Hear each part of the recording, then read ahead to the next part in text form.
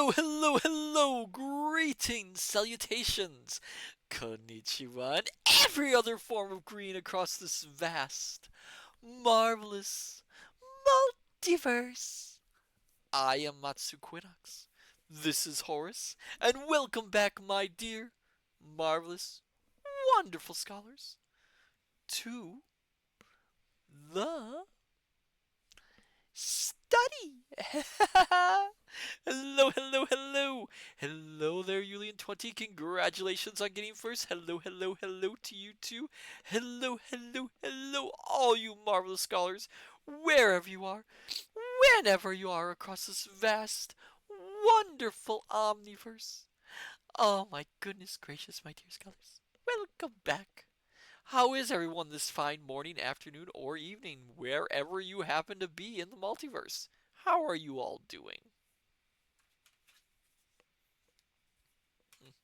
Oh, Julian20, oh, do wonderful. Oh, you're doing wonderful. Oh, okay, okay, okay. Sorry, it took me a moment to read that. My goodness. Uh, oh my goodness. Julian20, LOL, yes. Oh, hello there, Private Merrick. Welcome. All good. Good to hear it. Glad to hear it. Glad to hear it. Oh, my goodness gracious. My goodness gracious.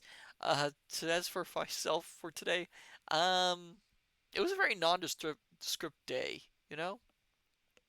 I don't really have much to say about my day today. My day today, my day today, my day today.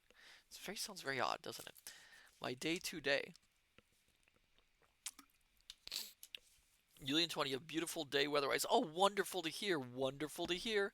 Oh, you ever said something in like your own language or the nearest equivalent to your own language, and you say the words and you just very quickly realize just how strange they are? I mean, every time I speak, well, English, there are times when I say a sentence, and of course it makes absolute perfect sense. It is absolutely perfect English, perfect, really perfect English sounds makes sense, but then you listen to the words carefully and you just realize just how clunky it sounds, how strange it is. I'm just having a moment now like that. Do today. It's the words are just very strange, very odd. I don't know why. Huh. Hmm. Probably gonna be the theme of today, isn't it? Hmm.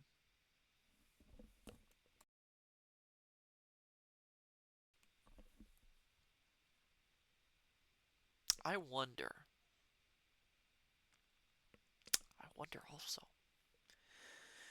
Ah. Yulian 20, I also wonder. Oh. Yes, yes, it just I don't know. I don't know. I'm going off a tangent. I'm going off on a tangent. I'm sorry, my dear scholars. But yes, today was just okay. I did my work here in the study. I got off the work. I relaxed. Me and Horace hung out, and that's about it. Not much to say. Oh, hello there, Dr. Zadium. Welcome. Oh my goodness, so many people coming in. It makes me happy always to see all my dear scholars here. You make my day. And always remember, this place is a safe place for you all. If you feel distressed or you need a place to come to feel just the study is always open for you. Keep that in mind. Julian20, aw shucks, shucks. Yes, yes, aw shucks. Yeah, yeah, makes me feel good. Oh, anyway, tonight, my dear scholars, we're going to take a break from our novel reading and we are going to read some short stories. Indeed. Tonight, we are going to read a couple stories written by the always popular Agatha Christie.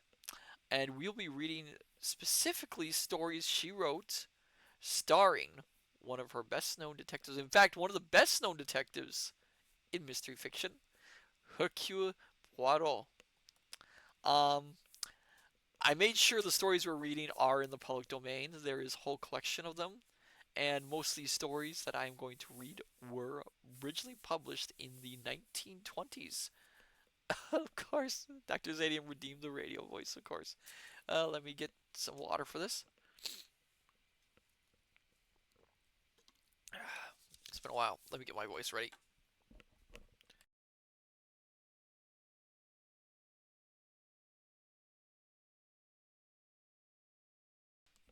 Okay, okay, I think I got it. I think I got it. Okay. Hello there, all you dear, marvelous, wonderful scholars, and welcome back to Radio Matsu, where we entertain you all night. Tonight, we'll be reading some fantastic tales written by that marvelous dame of the mystery world, Agatha Christie, with her character, Hercule Poirot. So sit back, relax, and enjoy your time here at Radio Matsu. Oh, it's always good to do that voice once in a while. Dr. Zadium, awesome. Oh my goodness gracious. Yeah, once in a while you have to pull that voice out. You have to exercise the old vocal cords. Have to be careful about those things. Oh, yes, we are going to be reading some short stories. I've got 3 short stories picked out specifically, but if we have time, we might go past that. Depends on how many we get through. So yes, does everyone know who Hercule Poirot is, by the way?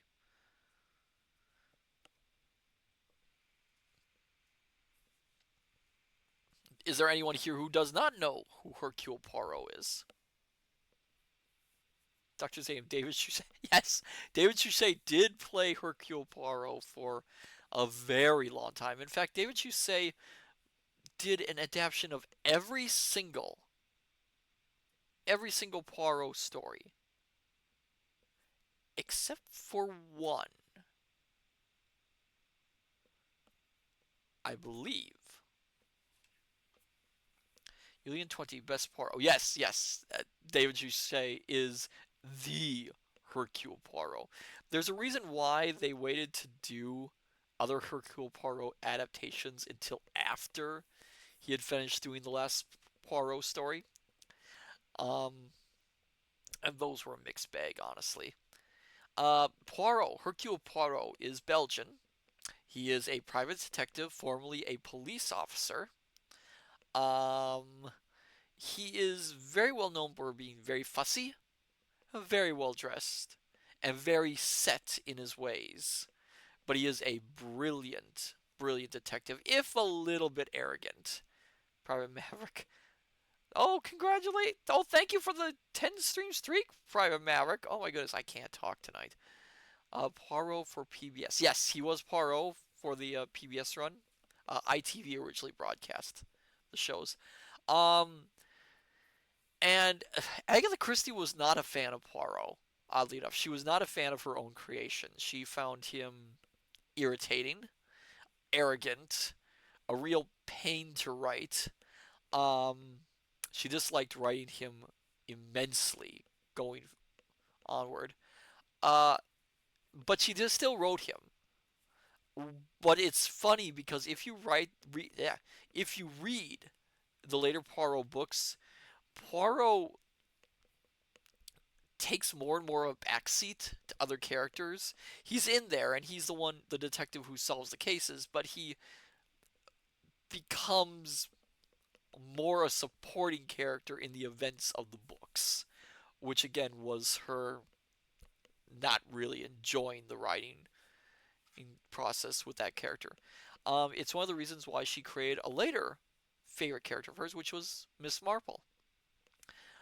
which sadly I don't think any of Miss Marple's stories are in the public domain. I think she is still copyrighted because she is a much later character. But as I said, tonight we are going to be reading three stories starring Poirot. Um, Hopefully good ones. I mean, I know the stories from the adaptations, but I'm not sure on the original stories themselves. So hopefully they are worth it and they are good. Little nerve wracks there. They are of the time, so if there's anything off color in them, we will deal with it. So my dear scholars, shall we begin our reading of Monsieur Hercule Poirot?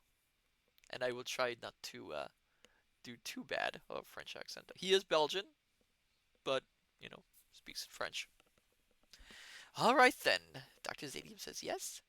Private Merrick says, let's hear the stories. Oh, demanding, demanding. All right, so sit back, my dear scholar. So, my dear scholars, sit back, relax, have a hot or cold beverage of your liking, dim the lights if you wish, and let us begin our reading of Agatha Christie's Poirot.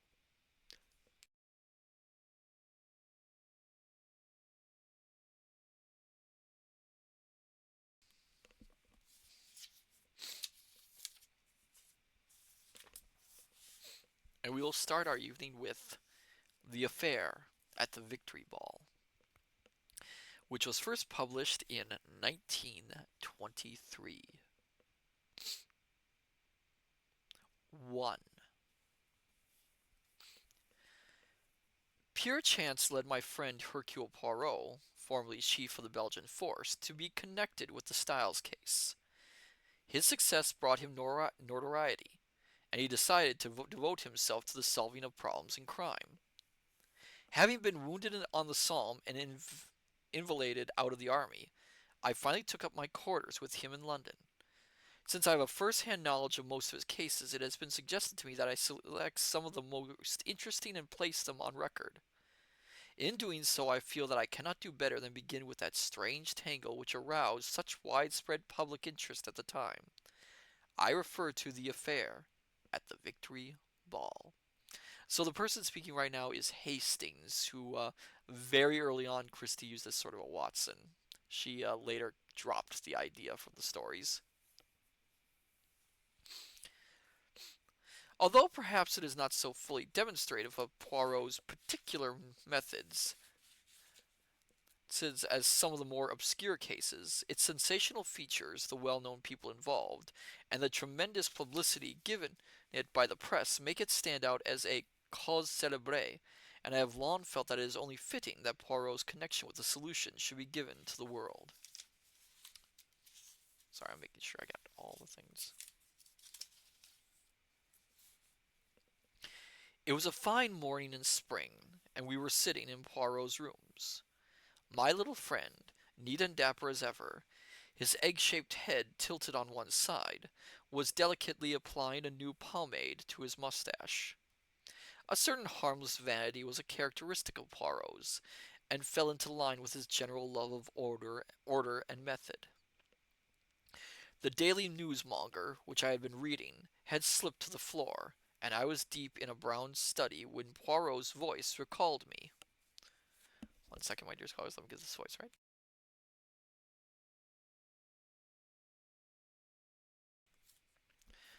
Of what are you thinking so deeply, mon ami? To tell you the truth, I replied, I was puzzling over this unaccountable affair at the Victory Ball. The papers are full of it.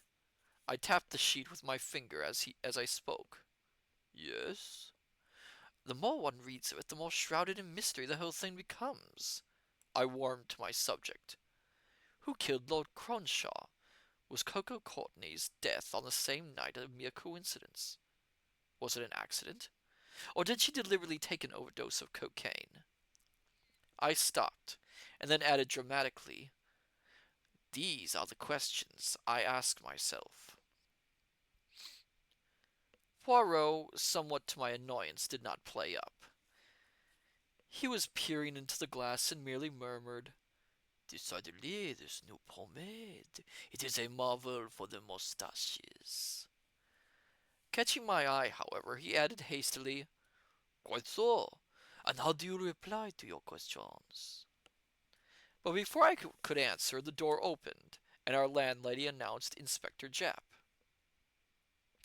The Scotland Yard man was an old friend of ours, and we greeted him warmly. Ah, my good Japp, cried Poirot, and what brings you to see us? Well, Monsieur Poirot, said Japp, seating himself and nodding to me, I'm on a case that strikes me as being very much in your line, and I came along to know whether you'd care to have a finger in the pie. Poirot had a good opinion of Japp's abilities, though deploring his lamentable lack of method. But I, for my part, considered that the detective's highest talent lay in the gentle art of seeking favors under the guise of conferring them. It's the victory ball, said Japp persuasively. Come, now you'd like to have a hand in that. Poirot smiled at me. My friend Hastings would, at all events. He was just holding forth on the subject, n'est-ce pas, mon ami? Well, sir, I've got to get that accent right. Well, sir, said Japp condescendingly, you shall be in it too. I can tell you, it's something of a feather in your cap to have inside knowledge of a case like this. Well, here's the business. You know the main facts of the case, I suppose, Monsieur Poirot? From the papers only, and the imagination of the journalist ah, is sometimes misleading. Recount the whole story to me. Japp crossed his legs comfortably and began. As all the world and his wife knows, on Tuesday last a grand victory ball was held. Every two-penny halfpenny hop calls itself that nowadays, but this was the real thing, held at the Colossus Hall, and all London at it, including your Lord Cronshaw and his party. His dossier? Interrupted Poirot. I should say his bioscope. No, how do you call it? Biograph? Viscount Cronshaw was hit. Yeah, it's very hard to do these accents tonight. Viscount Cronshaw was fifth Viscount, 25 years of age, rich, unmarried, and very fond of the theatrical world. There were rumours of his being engaged to Miss Courtney of the Albany Theatre, who was known to her friends as Coco, and who was, by all accounts, a very fascinating young lady. Good. Continuez. Lord Cronshaw's party consisted of 6 people. He himself, his uncle, the Honourable Eustace Beltane, a pretty American widow, Miss Malby, a young actor, Chris Davidson, his wife, and last but not least, Miss Coco Courtney. It was a fancy dress ball, as you know, and the Cronshaw party represented the old Italian comedy, well, whatever that means. The Comédie de la Terre, murmured Poirot. I know. Anyway, the courses were copied from a set of china figures forming part of Eustace Beltane's collection. Lord Cronshaw was Harlequin, Beltane was Punchinello, Mrs. Malaby matched him as Punchinella. The Davidsons were Poirot and Perret. I butchered that terribly, my dear scholars. And Miss Courtney, of course, was Columbine. Now, quite early in the evening it was apparent that there was something wrong. Lord Cronshaw was moody and strange in his manner. When the party met together for supper in a small private room engaged by the host, everyone noticed that he and Miss Courtney were no longer on speaking terms. She had obviously been crying, and seemed on the verge of hysterics. The meal was an uncomfortable one, and as they all left the supper room, she turned to Chris Davidson and requested him audibly to take her home, as she was sick of the ball. The young actor hesitated, glancing at Lord Cronshaw, and finally drew them both back to the supper room. But all his efforts to secure reconciliation was unavailing. and he accordingly got a taxi and escorted the now weeping Miss Courtney back to her flat. Although obviously very much upset, she did not confide in him, merely reiterating again and again that she would make old Crunch sorry for this. That is the only hint we have that her death might not have been accidental, and there's precious little to go upon. By the time Davidson had quieted her down somewhat, it was too late to return to the Colossus Hall, and Davidson accordingly went straight home to his flat in Chelsea, where his wife arrived shortly afterwards, bearing the news of the terrible tragedy that had occurred after his departure. Lord Cronshaw, it seems, became more and more moody as the ball went on, kept away from his party, and they hardly saw him during the rest of the evening. It was about 1:30 a.m., just before the grand cotillation, when everyone was to unmask, that Captain Digby, a brother officer who knew his disguise, noticed him standing in a box gazing down on the sea. "Hallo, Crotch!" he called. "Come down and be sociable. What are you moping about up there for like a boiled owl? Come along, there's a good old ride coming on now."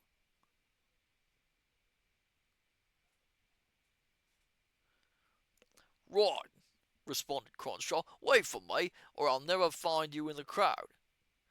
He turned and left the box as he spoke. Captain Digby, who had Mrs. Davidson with him, waited. The minutes passed, but Lord Cronshaw did not appear. Finally, Digby grew impatient.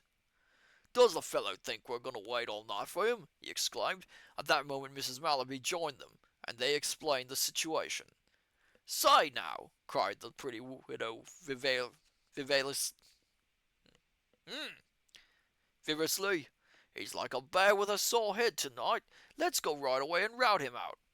The search commenced, but met with no success until it occurred to Mrs. Mallaby that he might possibly be found in the room where they had supped an hour earlier. They made their way there.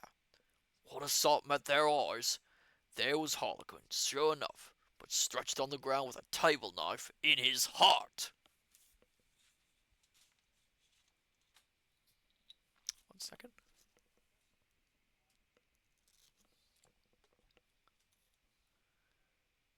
Okay.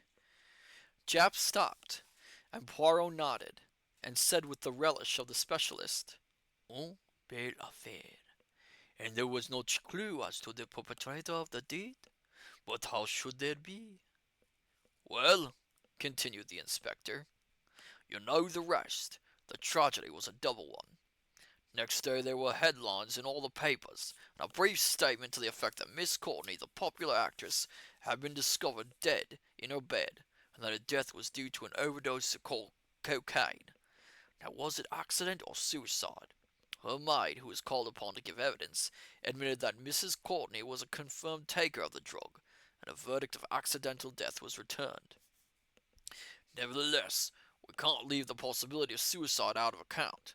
Her death is particularly unfortunate, since it leaves us no clue now to the cause of the quarrel the preceding night. By the way, a small enamel box was found on the dead man. It had cocoa written across it in diamonds, and was half full of cocaine. It was identified by Miss Courtney's maid as belonging to her mistress, who nearly always carried it about with her, since it contained a supply of the drug to which she was fast becoming a slave. There. Was Lord Cronshaw himself addicted to the drug? Very far from it. He held unusually strong views on the subject of dope. Poirot nodded thoughtfully. But since the box was in his possession, he knew that Miss Courtney took it, suggestive that it is not my good chap. "Ah," said Chap rather vaguely. I smiled. "Well," said Chap, "that's the case. What do you think of it?"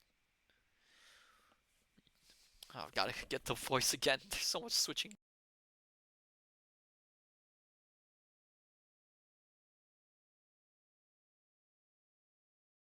"You found no clue of any kind that has not been reported?" "Yes, there was this." Japp took a small object from his pocket and handed it over to Poirot. It was a small pom-pom of emerald green silk, with some ragged threads hanging from it, as though it had been wrenched violently away. "We found it in the dead man's hand, which was tightly clenched over it," exclaimed the inspector. Poirot handed it back without any comment, and asked, "Has Lord Cronshaw any enemies?" "Not that anyone knows of. He seemed a popular young fellow." "Who benefits by his death?" "His uncle, the Honourable Eustace Beltane, comes in the title and estates. There are one or two suspicious facts against him. Several people declare that they heard a violent altercation going on in the little upper room, and that Eustace Beltane was one of the disputants. You see, the table knife being snatched off the table would fit in with the murder being done in the heat of a quarrel." "What does Mr. Beltane say about the matter?" "Declares one of the waiters was the worse for liquor, and that he was giving him a dressing down. Also that it was nearer to one than half past. You see, Captain Digby's evidence fixes the time pretty accurately. Only about 10 minutes elapsed between his speaking to Cronshaw and the finding of the body. And in any case, I suppose Mr. Beltane, as Punchinello was wearing a hump and a ruffle." "I don't know the exact details of the costume," said Japp, looking curiously at Poirot. "And anyway, I don't quite see what that has got to do with it." "No?" There was a hint of mockery in Poirot's smile. He continued quietly, his eyes shining with the green light I had learned to recognize so well. "There was a curtain in this little supper room, was there not?" "Yes, but—" "With a space behind it, sufficient to conceal a man?" "Yes. In fact, there's a small recess. But how you knew about that? You haven't been to the place, have you, Monsieur Poirot?" "No, my good chap. I supplied the curtain from my brain. Without it, this drama is not reasonable, and always one must be reasonable. But tell me, did they not send for a doctor?" "At once, of course, but there was nothing to be done. Death must have been instantaneous." Poirot nodded rather impatiently. Instantaneous from a knife wound? That's a little far-fetched, I would think. "Yes, yes, I understand. This doctor, now, he gave evidence at the inquest?" "Yes." "Did he say nothing of any unusual symptom? Was there nothing about the appearance of the body which struck him as being abnormal?" "Wonchuel, we reading a book?" "Yes, we are, Wonchuel. Welcome. We are reading some short stories about Hercule Poirot by Agatha Christie. We've just started the first one. We're going to try and go for 3 tonight. We'll see."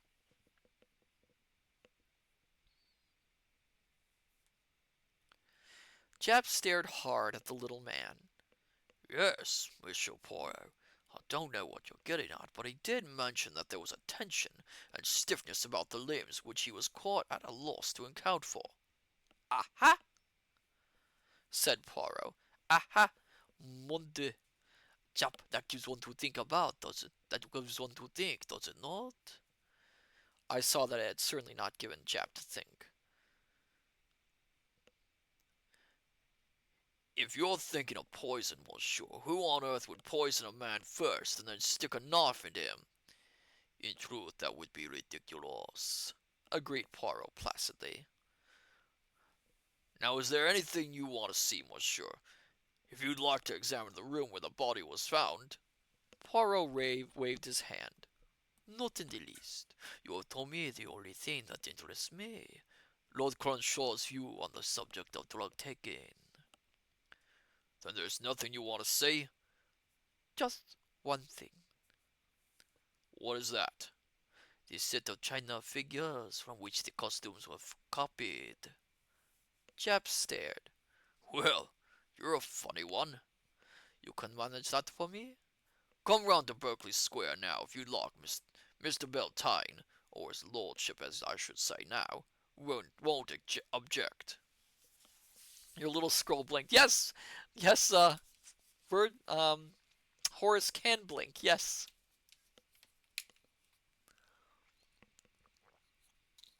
Horace can blink.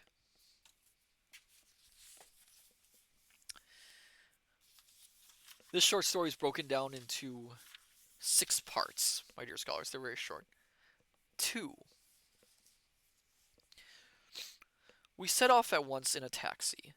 The new Cronshaw, Lord Cronshaw was not at home, but at Jap's request we were shown into the china room, where the gems of the collection were kept. Jap looked round him rather helplessly. I don't see how you'll ever find the ones you want, monsieur. But Poirot had already drawn a chair in front of the mantelpiece, and was hopping up upon it like a nimble robin. Above the mirror on a small shelf to themselves stood 6 china figures. Poirot examined them minutely, making a few comments to us as he did so. Les voilà, the old Italian comedy. 3 pairs. Harlequin and Columbine, Poirot and Pirouette, Veritente in white and green, and Punchinello and Punchinella in mauve and yellow. Very elaborate, the costume of Punchinello. Ruffles and frills, a hump, a high hat. Yes, as I thought, very elaborate. He replaced the figures carefully and jumped down. Jap looked unsatisfied, but as Poirot had clearly no intention of explaining anything, the detective put the best face he could upon the matter. As we were preparing to leave, the master of the house came in, and Jap performed the necessary introductions. The 6th Viscount Cronshaw was a man of about 50, suave in manner, with a handsome, dissolute face. Evidently an elderly rogue, with the languid manner of poseur. I took an instant dislike to him. He greeted us graciously enough, declaring he had heard great accounts of Poirot's skill in placing himself at our disposal in every way. The police are doing all they can, I know, Poirot said. But I must fear the mystery of my nephew's death will never be cleared up. The whole thing seems utterly mysterious. Poirot was watching him keenly. Your nephew had no enemies that you know of? None whatever, I am sure of that. He paused and then went on. If there are any questions you would like to ask. Only one. Poirot's voice was serious. The costumes, they were reproduced exactly from your figurines, to the smallest detail. Thank you, Milo. That is all I wanted to be sure of. I wish you good day. What next? Inquired Jap as we hurried down the street. I've got to report at the yard, you know. Bien, I will not detain you. I have one other little matter to attend to, and then... Yes? The case will be complete. What? You don't mean it. You know who killed Lord Cronshaw? Parfaitement. Who was it? Eustace Beltane? Ah, mon ami, you know my little weakness. Always I have a desire to keep the threads in my own hands up to the last minute. But have no fear. I will reveal all when the time comes. I want no credit. The affair shall be yours, on the condition that you permit me to play out the démoté my own way. That's fair enough, said Chap. That is, if the démoté ever comes. But I say, you are an oyster, aren't you? Poirot smiled. Well, so long. I'm off to the yard. He strode off down the street, and Poirot hailed a passing taxi. Where are we going now? I asked in lively curiosity. To Chelsea to see the Davisons. He gave the address to the driver. What do you think of the new Lord Cronshaw? I asked. What says my good friend Hastings? I distrust him instinctively. You think he is the wicked uncle of the storybooks, eh? Don't you? Me? I think he was most amiable towards us, said Poirot non-committedly, because he had his reasons. Poirot looked at me, shook his head sadly, and murmured something that sounded like, no method.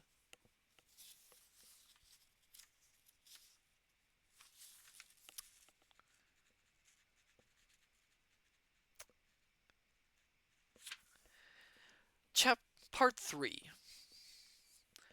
The Davidsons lived on the third floor of a block of mansion flats. Mr. Davidson was out, we were told, but Mrs. Davidson was at home. We were ushered into a low room with garish oriental hangings.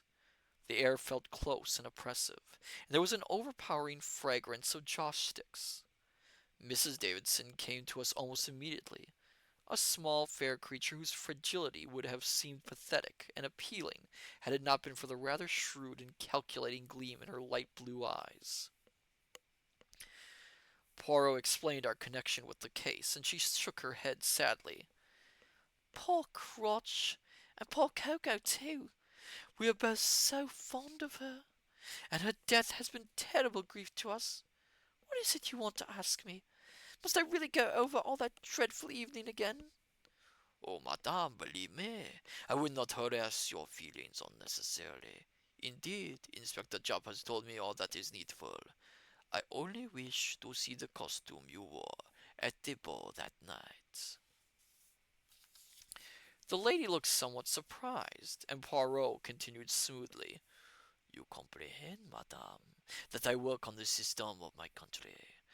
There we always reconstruct the crime. It is possible that I may have an actual representation, and if so, you understand, the costumes would be important. Mrs. Davidson still looked a bit doubtful. I've heard of reconstructing a crime, of course, she said, but I didn't know you were so particular about details. But I'll fetch the dress now. She left the room and returned almost immediately with a dainty wisp of white satin and green. Poirot took it from her and examined it, handing it back with a bow. Merci, madame. I see you have had the misfortune to lose one of your green pom-poms. The one on the shoulder here. Yes, it got torn off at the ball. I picked it up and gave it to poor Lord Cronshaw to keep it for me. That was after supper? Yes. Not long before the tragedy, perhaps. A faint look of alarm came into Mrs. Davidson's pale eyes, and she replied quickly, Oh, no! Long before that. Quite soon after supper, in fact. I see. Well, that is all. I will not derange you further. Bonjour, madame. Well, I said as we emerged from the building, that explains the mystery of the green pom-pom. I wonder. Why? What do you mean? You saw me examine the dress, Hastings. Yes. Eh bien, the pom-pom that was missing had not been wrenched off, as the lady said. On the contrary, it had been cut off, my friend. Cut off with scissors. The threads were all quite even. Dear me, I exclaimed. This becomes more and more involved. On the contrary, replied Poirot placidly, it becomes more and more simple. Poirot, I cried, one day I shall murder you. Your habit of finding everything perfectly simple is aggravating to the last degree. But when I explain, mon ami, is it not always perfectly simple? Yes, that is the annoying part of it. I feel that then that I could have done it myself. And so you could, Hastings, so you could. If you would but take the trouble of arranging your ideas, without method. Yes, yes, I said hastily, for I knew Poirot's eloquence when started on his favorite theme only too well. Tell me, what do we do next? Are you really going to reconstruct the crime? Hardly that. Shall we say that the drama is over, but that I propose to add a harlequinade?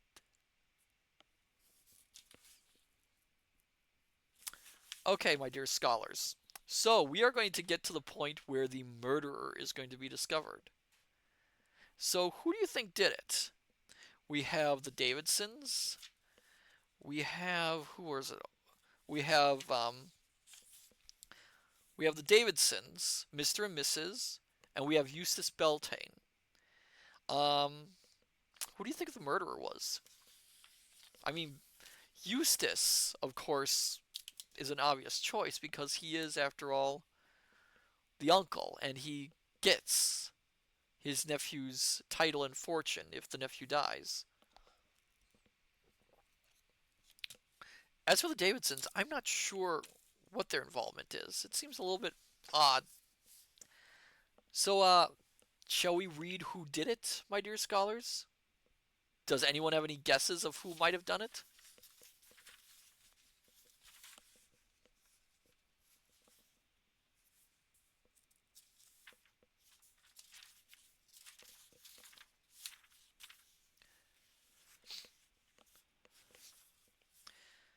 Julian 20, I know this story, so I am out. Yes, yes, yes. Okay, so we'll just go forward then, I'm guessing. Because I have to say, this one, they're not really giving much. It's Dr. Zadie, it was the murderer. Who was the murderer, though?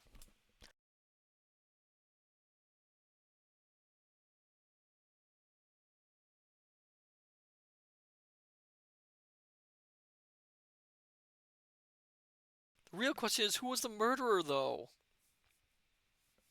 That guy. The one who murders. Dr. Zadium, come on! Alright, we'll just read forward, and we'll find out how it was done. Oh, hello there, Firefly. Welcome. We are reading some short stories of Hercule Poirot. Excuse me? And right now we're reading The Affair at the Victory Ball. Part 4. The following Tuesday was fixed upon by Poirot as the day for this mysterious performance. The preparations greatly intrigued me. A white screen was erected at one side of the room, flanked by heavy curtains at either side. A man with some lighting apparatus arrived next, and finally a group of members of the theatrical profession, who disappeared into Poirot's bedroom, which had been rigged up as a temporary dressing room. Shortly before 8, Japp arrived, in no very cheerful mood. I gathered that the official detective hardly approved of Poirot's plan. Bit melodramatic, like all his ideas. But there it can do no harm. And as he says, it might save us a good bit of trouble. He's been very smart over the case. I was on the same set myself, of course. I felt instinctively that Japp was straining the truth here. But there, promised to let him play the thing out his own way. Ah, here's the crowd. His lordship arrived first, escorting Mrs. Malaby, whom I had not as yet seen. She was a pretty dark-haired woman and appeared perceptibly nervous. The Davidsons followed. Chris Davidson also I saw for the first time. He was handsome enough in a rather obvious style, tall and dark, with the easy grace of the actor. Poirot had arranged seats for the party facing the screen. This was illuminated by a bright light. Poirot switched out the other lights so that the room was in darkness except for the screen. Poirot's voice rose out of the gloom. Monsieur, Mesdames, a word of explanation. 6 figures in turn would pass across the screen. They are familiar to you. Perrot and his parrot, Punchinello the buffoon, an elegant Punchinella, beautiful Columbine lightly dancing, Harlequin, the sprite, invisible to man. With these words of introduction, the show began. In turn, each figure that Poirot had mentioned bounded before the screen, stayed there a moment poised, and then vanished. The lights went up and a sigh of relief went round. Everyone had been nervous, fearing they knew not what. It seemed to me that the proceedings had gone singularly flat. If the criminal was among us, and Poirot expected him to break down at the mere sight of a familiar figure, the device had failed, singly, as it was almost bound to do. Poirot, however, appeared not a whit discomposed. He stepped forward, beaming. Now, Monsieur and Mesdames, will you be so good as to tell me, one at a time, what it is that we have just seen? Will you begin, Milo? The gentleman looked rather puzzled. I'm afraid I don't quite understand. Just tell me what we have been seeing. I should say we have seen 6 figures passing in front of a screen, and dressed to represent the personages in the old Italian comedy, or ourselves the other night. Never mind the other night, Milo, broke in Poirot. Oh, hello there, Zen. Welcome! We are at the end of our first story for tonight. They're going to reveal who the murderer is. The first part of your speech was what I wanted. Madame, you agree with Milo Cronshaw? He had turned as he spoke to Mrs. Malaby. Yes, of course. You agree that you have seen six figures representing the Italian comedy? Why, certainly. Monsieur Davidson, you too? Yes. Madame? Yes. Hastings, Chop? Yes. You are all in second? He looked around upon us. His face grew rather pale, and his eyes were green as any cat's. And yet, you are all wrong. Your eyes have lied to you, as they lied to you on the night of the Victory Ball. To see things with your eyes, as they say, is not always to see the truth. One must see with the eyes of the mind, and one must employ the little cells of grey. Know then that tonight and on the night of the Victory Ball you saw not six figures, but five. See! The lights went out again. A figure bounded in front of the screen. Poirot. Who is that? Demanded Poirot. Is it Poirot? Yes! We all cried. Look again. With a swift movement, the man divested himself of his loose Poirot garb. There, in the limelight, stood glittering Harlequin. At the same moment, there was a cry and an overturned chair. Curse you! Snarled Davidson's voice. Curse you! How did you guess? Then came the clink of handcuffs and Japp's calm official voice. I'll arrest you, Christopher Davidson, charge of murdering Viscount Cronshaw. Anything you say will be used in evidence against you. Zen, boy oh boy, do I do like just smidged as heck glasses Agatha's Christmas parrot. That's great.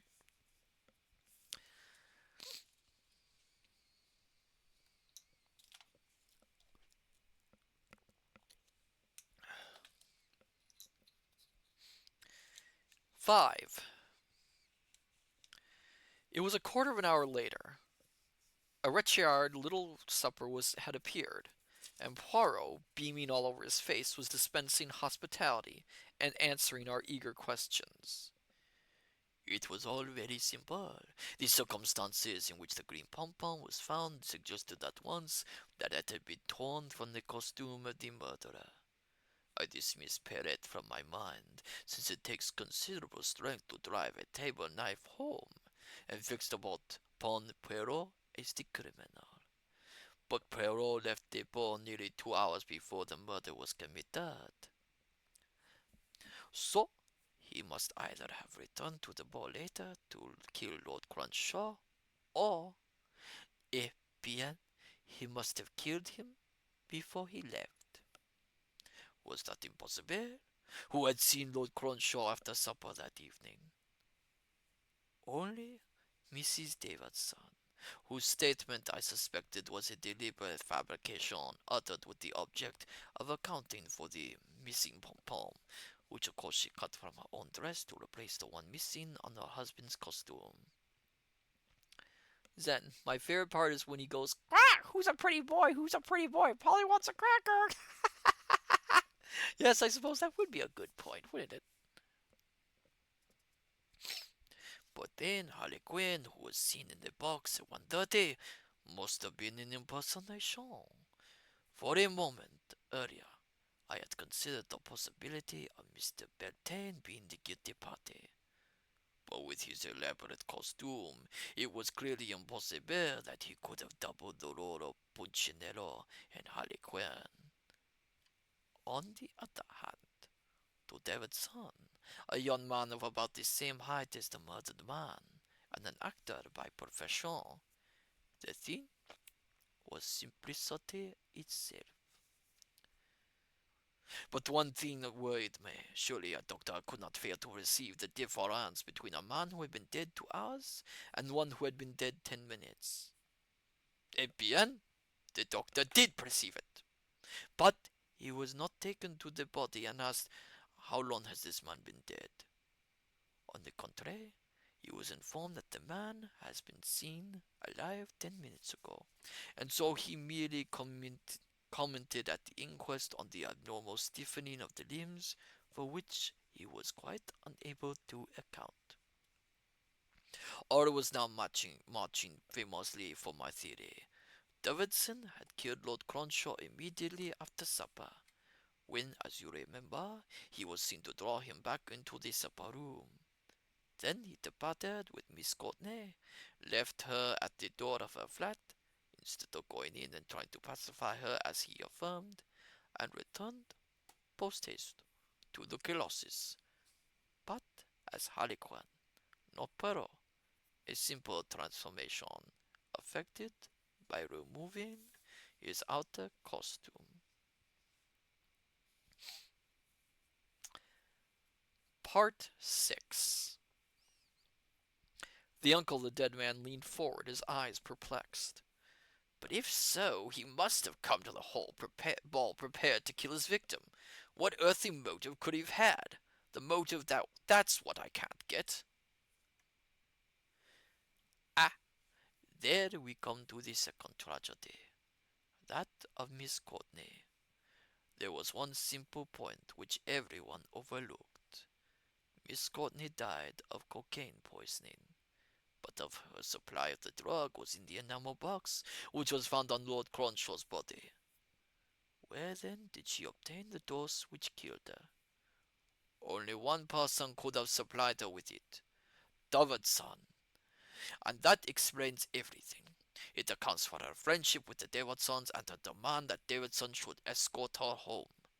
Lord Cronshaw, who was almost fanatically opposed to drug taking, discovered that she was addicted to cocaine and suspected that Davidson supplied her with it. Davidson doubtless denied this, but Lord Cronshaw determined to get the truth from Miss Courtney at the ball. He could forgive the wretched girl, but he could certainly have no mercy on the man who made a living by trafficking in drugs. Exposure and ruin confronted Davidson. He went to the ball, determined that Cronshaw's silence must be obtained at all cost. Was Coco's death an accident, then? I suspect that it was an accident, cleverly engineered by Davidson. She was furiously angry with Cronshaw, first for his reproaches, and secondly for taking her cocaine from her. Davidson supplied her with more, and probably suggested her augmenting the dose as a defiance to old Crotch. "One more thing," I said. "The recess and the curtain. How did you know about them?" "Why, mon ami, that was the most simple of all. Waiters had been in and out of that little room, so obviously the body could not have been lying where it was found on the floor. There must be some place in the room where it could be hidden. I deduced a curtain and a recess behind it. Davidson dragged the body there, and later, after drawing attention to himself in the box, he dragged it out again, before finally leaving the hall. It was one of his best moves. He is a clever fellow." But in Poirot's green eyes I read unmistakably the unspoken remark, "But not quite so clever as Hercule Poirot." Hmm, little arrogant guy. Oh, so that was our first story for the night. I will say, the story kind of cheats, doesn't it? I mean, we're only given motive at the very end of the tale, and we don't really know anything about Davidson other than, I believe earlier they mentioned he was an actor. So it's kind of an odd thing there. There's not a lot of information. Wisely, the television adaptation of this story expands Julian 20, they sure padded out for the TV show. Yes, they did, and I think in many ways they improved on the story. They expanded on a lot of things, and I believe in the story, in the television show version, her death by overdose is made a little more explicit, and rather than just, oh, you should take more drugs just to get back at him. I think if I recall in the television version, it's more that he augmented the drug itself with something to make it more poignant, which she didn't know about.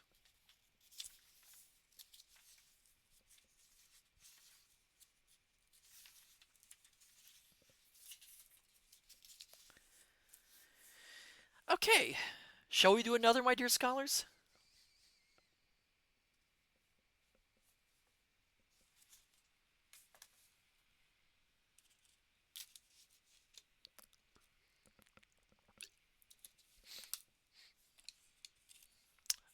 Yes, please. All right. I got the second one all prepared. All right. The $1 million bond robbery. What a number of bond robberies there have been lately, I observed one morning, laying aside the newspaper. Poirot, let us forsake the science of detection and take to crime instead. You are on the, how do you say it, get rich quick tact, eh, mon ami? Well, look at this last coup. The $1 million worth of Liberty bonds which the London and Scottish Bank were sending to New York, and which disappeared in such a remarkable manner on board the Olympia.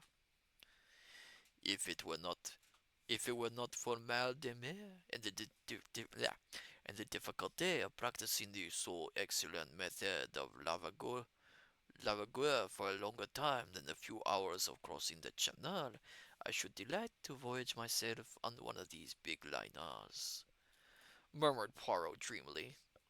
Yes, indeed, I said enthusiastically. Some of them must be perfect palaces. The swimming baths, the lounges, the restaurant, the palm courts. Really, it must be hard to believe that one is on the sea. Me?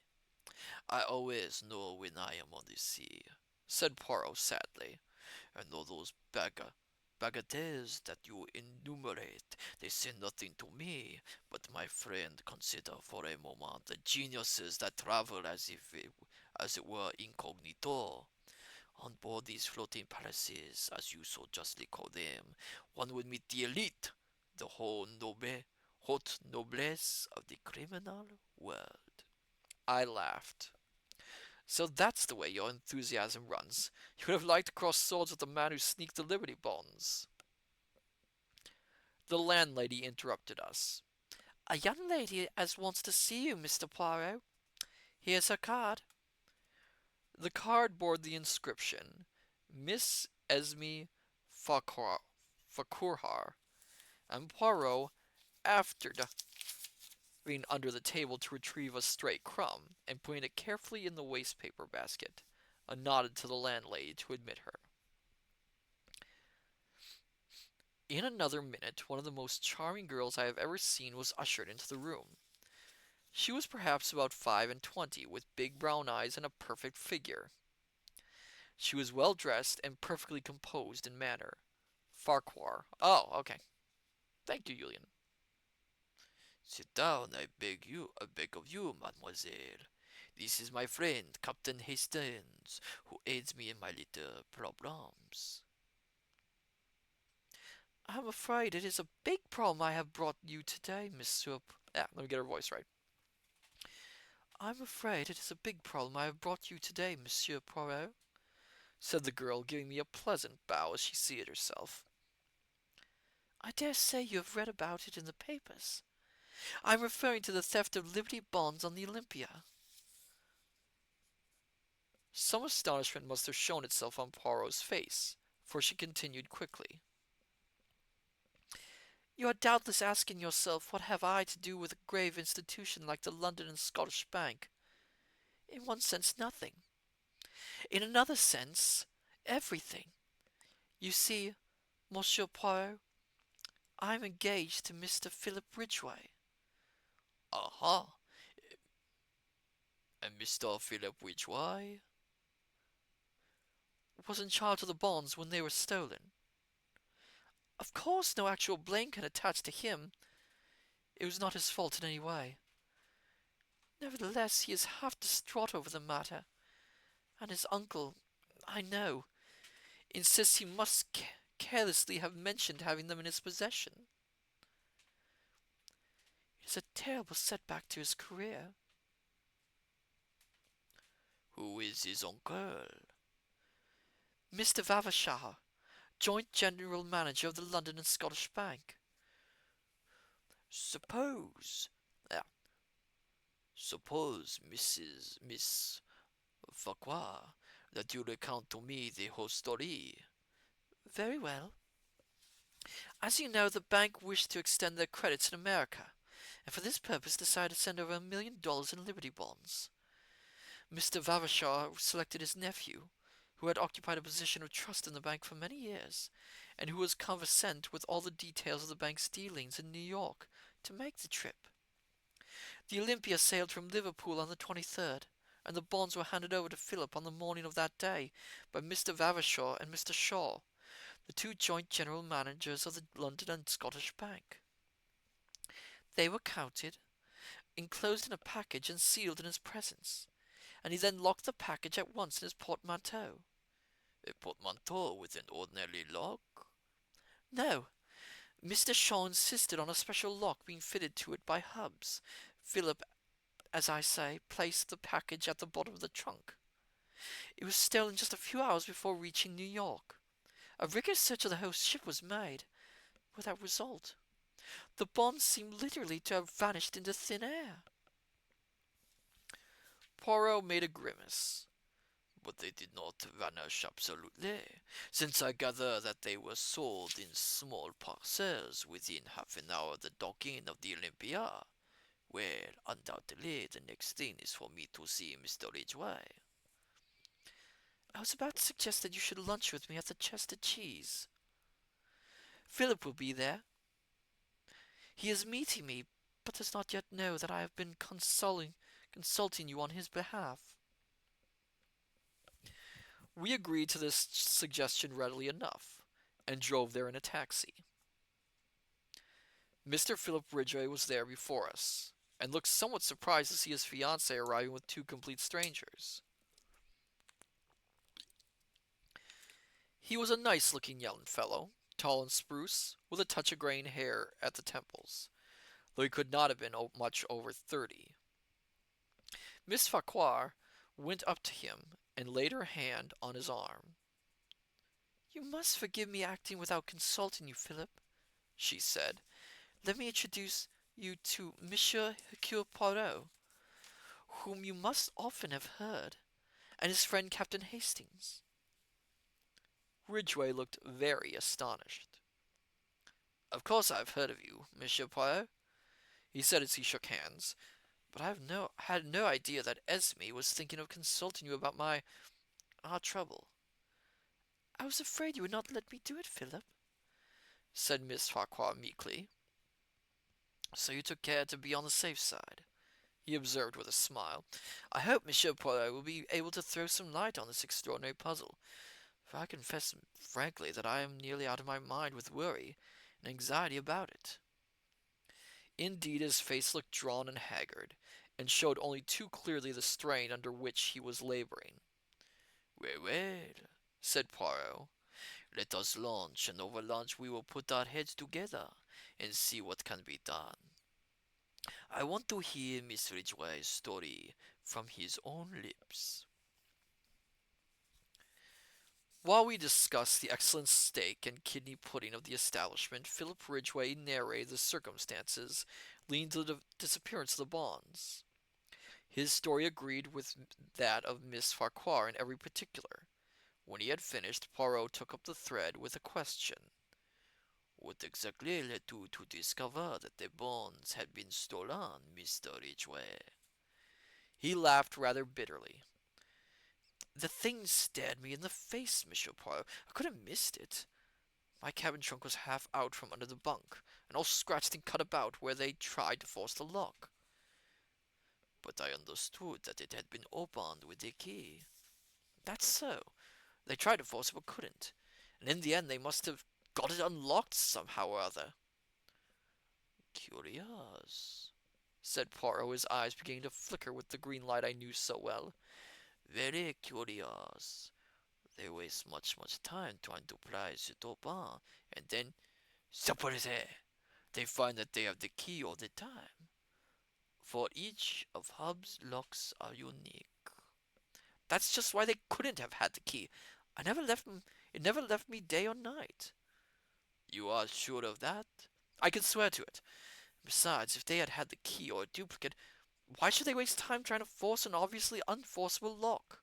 Ah, that is exactly the question we are asking ourselves. I venture to propose that the solution, if we find it, will hinge on that curious fact. And I beg of you not to insult me if I ask you one more question.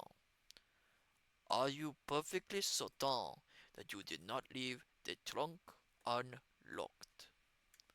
Philip Ridgway merely looked at him, and Poirot, I'm trying to get this word, I know this word, gesticulated apologetically. Ah, but these things can happen, as I assure you. Very well, the bonds were stolen from the trunk. What did the thief do with them? How did he manage to get ashore with them? Ah, cried Ridgway, that's just it. How? Word was passed to the customs authorities, and every soul that left the ship was gone over with a tooth comb. And the bonds, I gather, made a burgee package. Certainly they did. They could hardly have been hidden on board. And anyway, we know they weren't, because they were offered for sale within half an hour of the Olympia's arrival, long before I got the cables going and the numbers sent out. One broker swears he bought some of them even before the Olympia got in. But you can't send bonds by wireless. Not by wireless. But did any tug come alongside? Only the official ones. And that was after the alarm was given when everyone was on the lookout. I was watching out myself for their being passed over to someone that way. My God, Monsieur Poirot, this thing will drive me mad. People are beginning to say that I stole them myself. But you were searched. But you also were searched on landing, weren't you? Asked Poirot gently. Yes. The young man stared at him in a puzzled manner. You do not catch my meaning, I see, said Poirot, smiling enigmatically. Now I should like to make a few inquiries at the bank. Ridgway produced a card and scribbled a few words on it. Send this in, and my uncle will see you at once. Poirot thanked him, bade farewell to Miss Farquhar, and together we started out for Threadneedle Street and the head office of the London and Scottish Bank. On production of Ridgway's card, we were led through the labyrinth of counters and desks, skirting paying-in clerks and paying-out clerks, and up to a small office on the first floor where the joint general managers received us. They were two grave gentlemen who had grown grey in the service of the bank. Mr. Vavasor had a short white beard. Mr. Shaw was clean-shaven. I understand you are strictly a private inquiry agent, said Mr. Vavasor.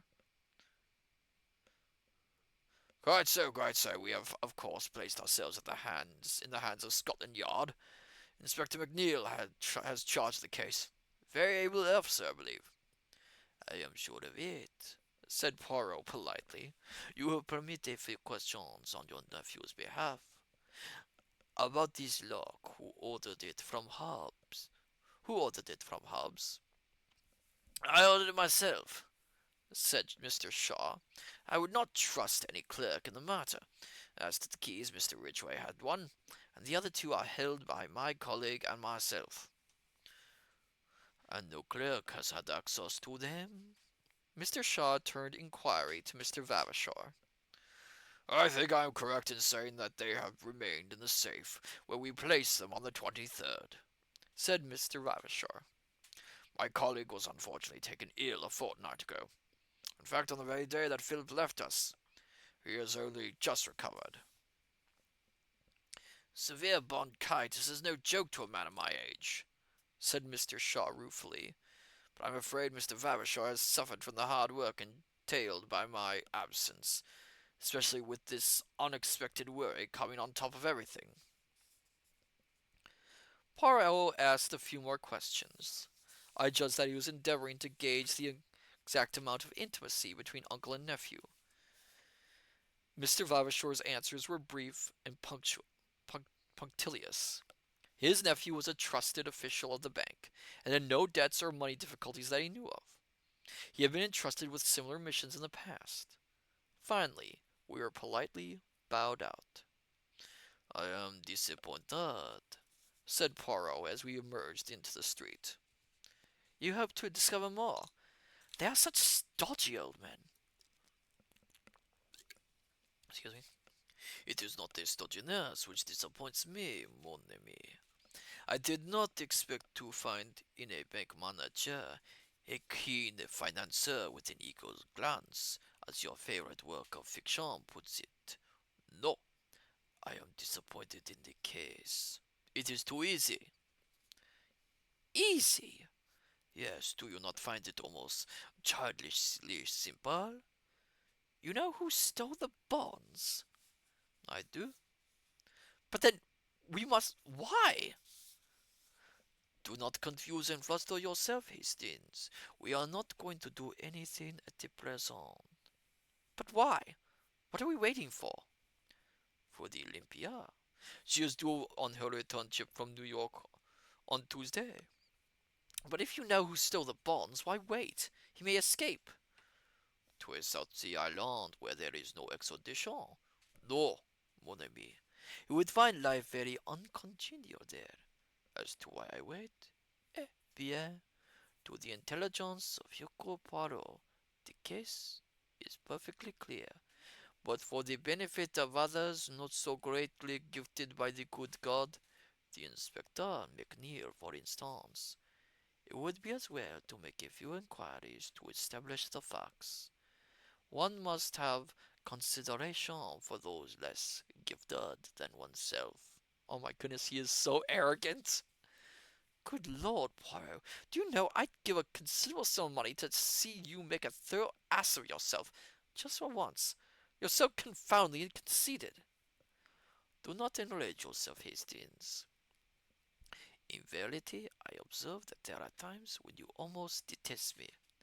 Alas, I suffer the penalties of greatness." The little man puffed out his chest and sighed so comically that I was forced to laugh. Kinchon, Poirot conceded, "Nah, yes, exactly, and also hello there, Kinchon, welcome."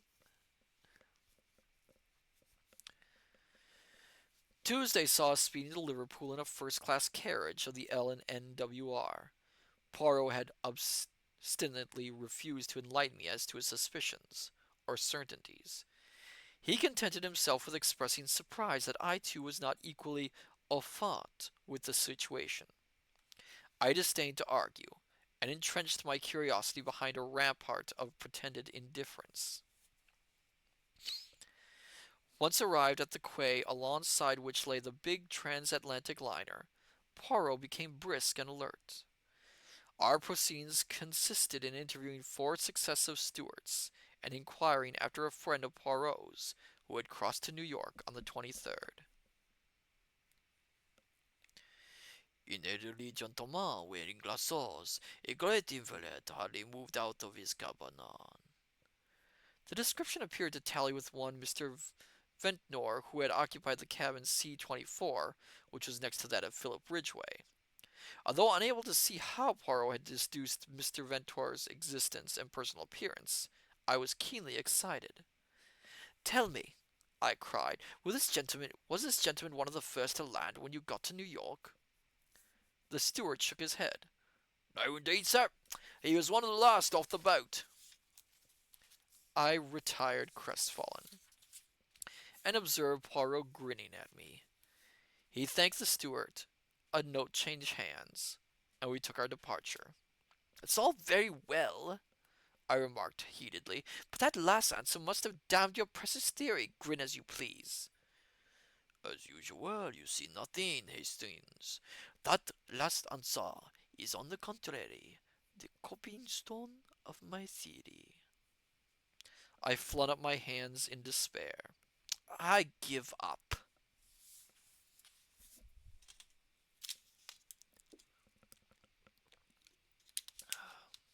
A drink. Part 2. And now we're going to get the answer, my dear scholars, to the mystery. And usually I would say, let's stop here and ask, who do you think took the bonds? I don't know if the story gives enough clues, but we can guess. So there's Ridgway. The only three characters who had any access to it are Ridgway. Uh, what was his name? Goodness gracious. So we have Ridgway. I'm losing track of the characters. Ridgway, Vavasor, and Shaw. All three of them had access to the bonds at any one time. Julian 20, that other guy. Okay, okay. Does anyone have a guess on who was the one who stole the bonds?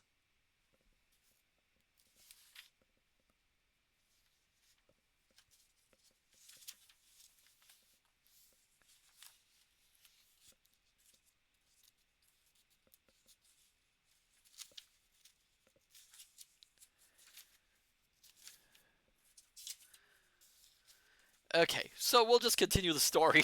I have no answers. using, using again. Throat. Part 2.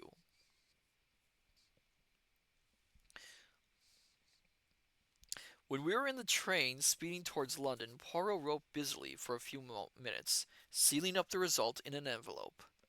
This is for the good Inspector McNeil. We will leave it at Scotland Yard in passing, and then to the Rendezvous restaurant, where I have asked Miss Esme Facroix to do us the honor of dining with us. What about Ridgway? What about him? Asked Poirot with a twinkle. Why, you surely don't think you can't?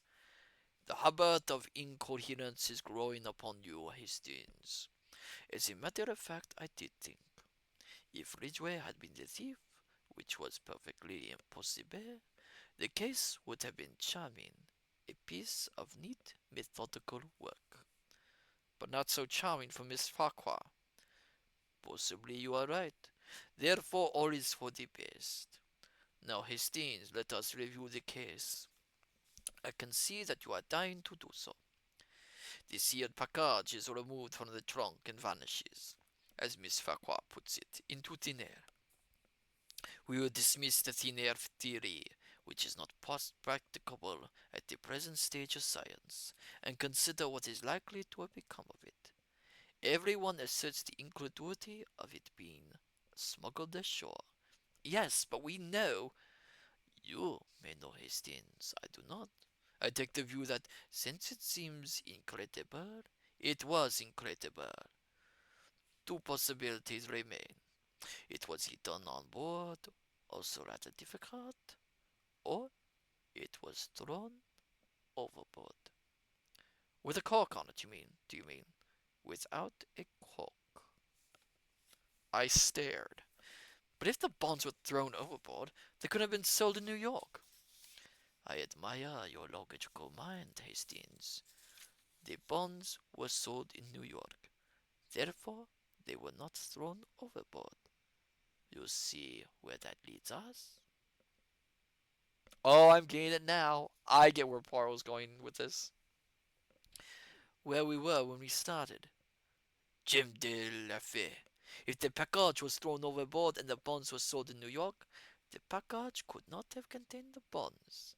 Is there any evidence that the package did contain the bonds? Remember, Mr. Ridgway never opened it from the time it was placed in his hands in London? Yes, but then. Poirot waved an impatient hand. Permit me to continue. The last moment that the bonds are seen as bonds is in the office of the London and Scottish Bank on the morning of the 23rd. They reappear in New York half an hour after Olympia gets in, and according to one man whom nobody listens to, actually before she gets in. Supposing then that they have never been on the Olympia at all, is there any other way they could get to New York? Yes. The Gigantic leaves Southampton on the same day as the Olympia, and she holds the record for the Atlantic. Mailed by the Gigantic, the bonds would be in New York the day before the Olympia arrived. All is clear. The case begins to explain itself. The sealed packet is only a dummy, and the moment of its substitution must be in the office in the bank. It would be an easy matter for any of the three men present to have prepared a duplicate package which could be substituted for the genuine one. Trace beyond, the bonds are mailed to a confidant in New York with instructions to sell as soon as the Olympia is in. But someone must travel on the Olympia to engineer the supposed moment of robbery. But why? Because if Ridgway merely opens the packet and finds it is a dummy, suspicion flies at once to London. No!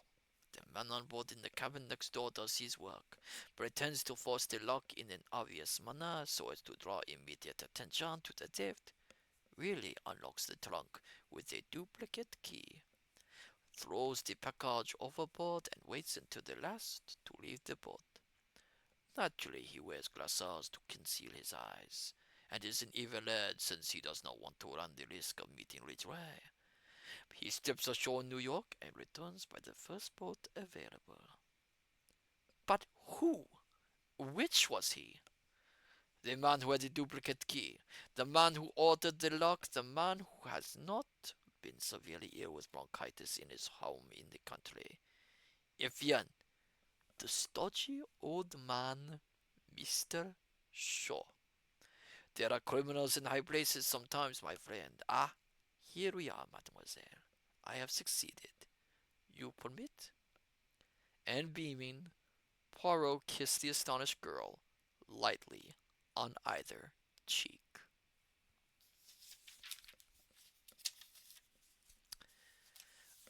Well, that was quite a neat little mystery. The version done for television actually adds some more clues to it and makes it make even more sense of how the bonds got switched. It mentions that, which I won't spoil. I mean, I suggest you go out and watch the episodes of Poirot that were adapted from this because reading them, they take what is very bare bones story, very straightforward stories, and they do add more twists to them and some very interesting additional clues. So we will read one more story for the night, and it's an interesting one.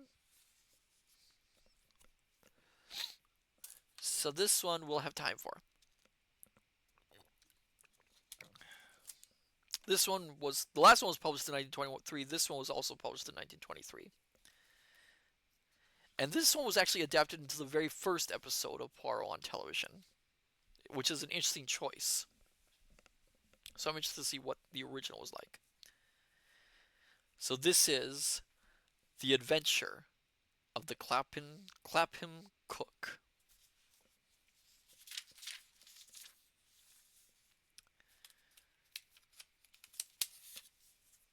Part 1.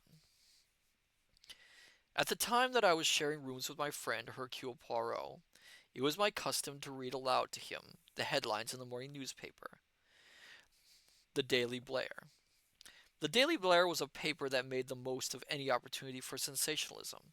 Robberies and murders did not lurk obscurely in its back pages. Instead, they hit you in the eye in large type on the front page. Union 20. Oh, I love this one. Oh, good. You've heard this one before. Absconding bank clerk disappears with £50,000 worth of negotiable securities, I read. Husband puts his head in gas oven. Unhappy home life. Missing typist. Pretty girl of 21. Where is Edna Field? There you are, Poirot. Plenty to choose from. An absconding bank clerk, a mysterious suicide, a missing typist. Which will you have? My friend was in a placid mood.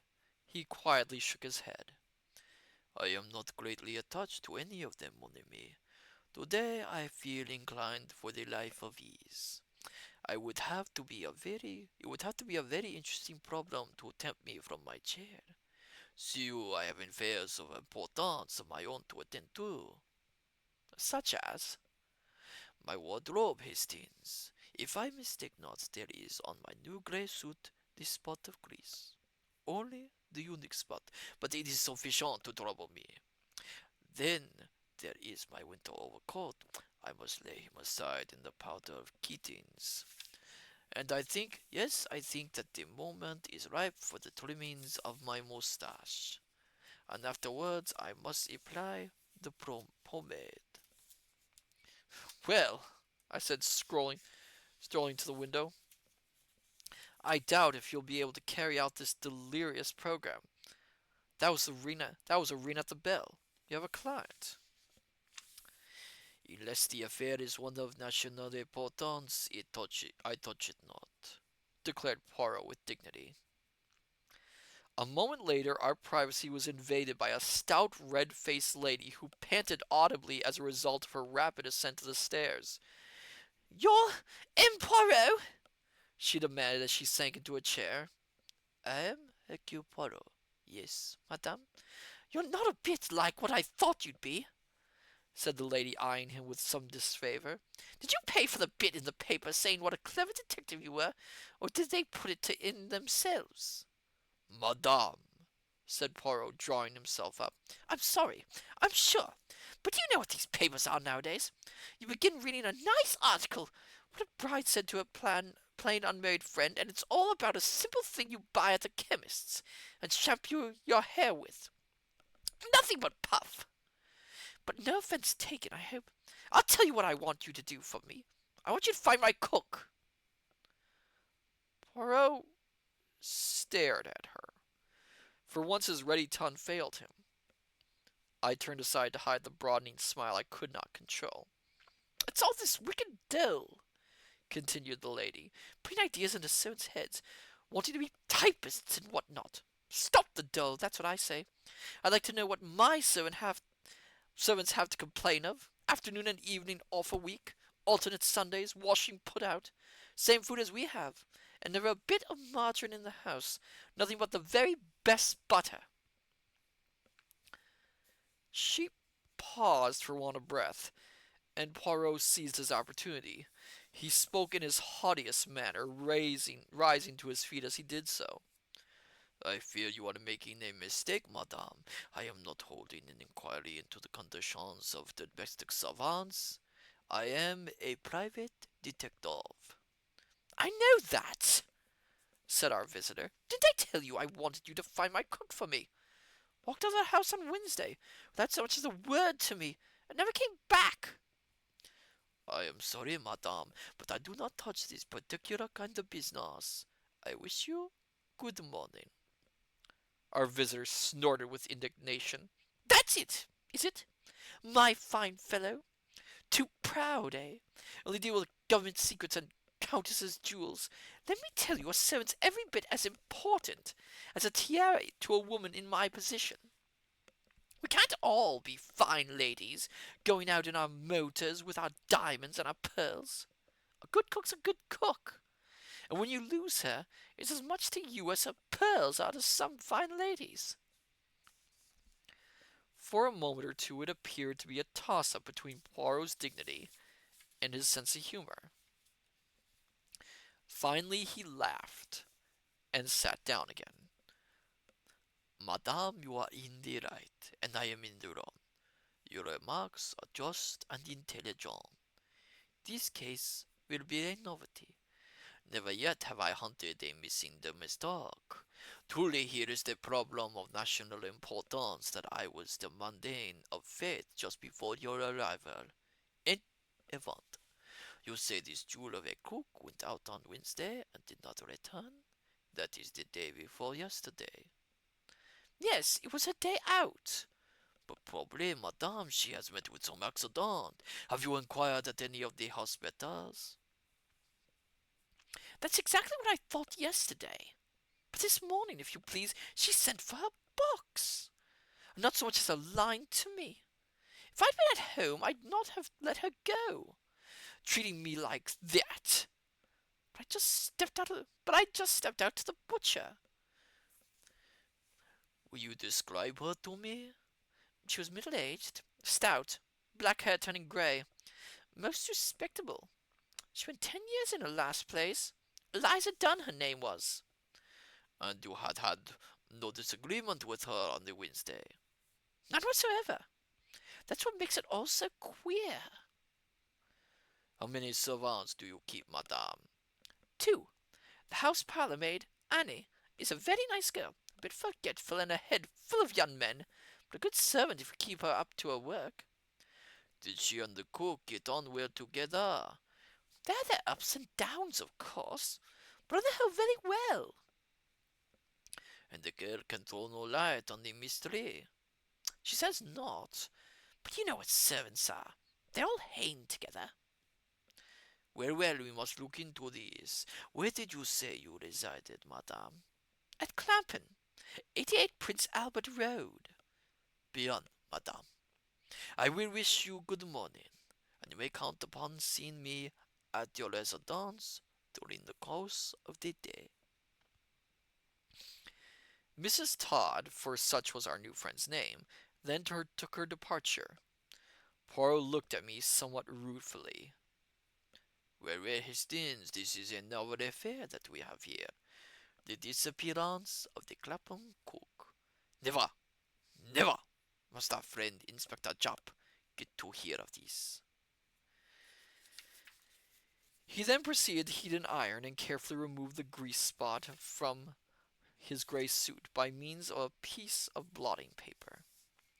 His moustache he regretfully postponed to another day, and we set out for Clapham.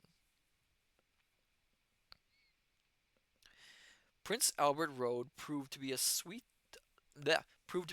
of small prim houses, all exactly alike, with neat lace curtains veiling the windows and well-polished brass knockers on the doors. We rang the bell at number 88, and the door was opened by a neat maid with a pretty face.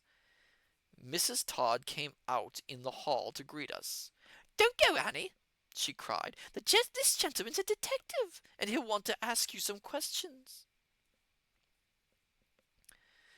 Annie's face displayed a struggle between alarm and a pleasurable excitement.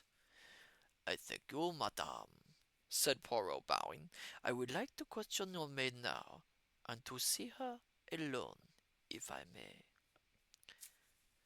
We were shown into a small drawing room, and when Mrs. Todd, with obvious reluctance, had left the room, Poirot commenced his cross-examination.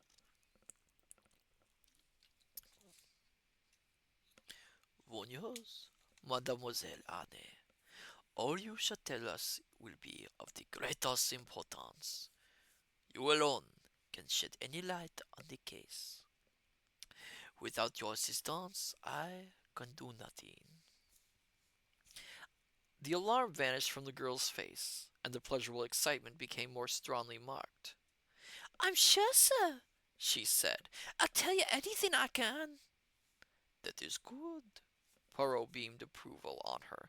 Now, first of all, what is your own idea? You are a girl of remarkable intelligence. That can be seen at once. What is your own explanation of Eliza's disappearance? Thus encouraged, Annie fairly flowed into excited speech. Now, my dear scholars, this next part has aged badly. It is of its times, so please bear with me. And it is Annie's belief, so again, of the times, 1923, please bear with me. "White slavers, sir. I've said so all along. Cook was always warning me against them. Don't you sniff no scent or eat any sweets, no matter how gentlemanly the fellow. Those were her words to me. And now they've got her, I'm sure of it. As likely as not, she's been shipped to Turkey, or one of them eastern places where I've heard they like them fat. Poirot preserved an admirable gravity. But in that case, and it is indeed an idea, would she have sent for her trunk? Well, I don't know, sir. She'd wanted things, even in those foreign places. Who came for the trunk? A man? It was Carter Patterson, sir. Did you pack it? No, sir. It was already packed and corded. Ah, That is interesting. That shows that when she left the house on Wednesday, she had already determined not to return. You see that, do you not? yes, sir. Annie looked slightly taken aback. I hadn't thought of that. But it might still have been white slavers, mightn't it, sir? She added wistfully. Undoubtedly, said Poirot gravely. He went on. Did you both occupy the same bedroom? No, sir. We had separate rooms. And had Eliza expressed any dissatisfaction with her present post? To you at all? Were you both happy here? My dear scholars, 1 second. Yep, I'll take care of this.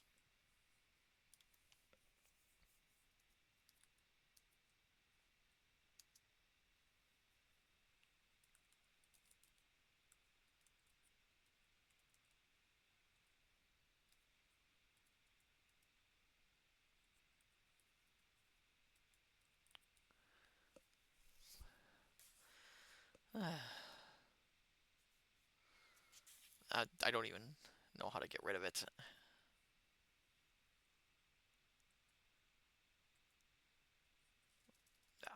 Okay. Okay.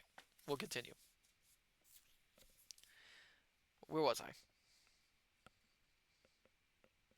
And had Eliza expressed any dissatisfaction with her present post to you at all? Were you both happy here? She never mentioned leaving. The place is all right. The girl hesitated. Speak freely, said Poirot kindly. I shall not tell your mistress.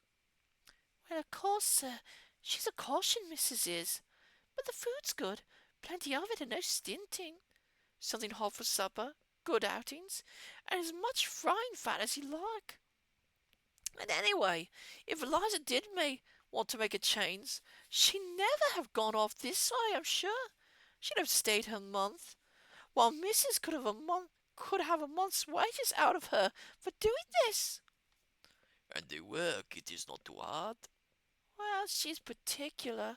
Always poking round in corners and looking for dust. And then there's the lodger, or paying guest he's always called. But that's only breakfast and dinner, same as master. They're out all day in the city. And you like your master?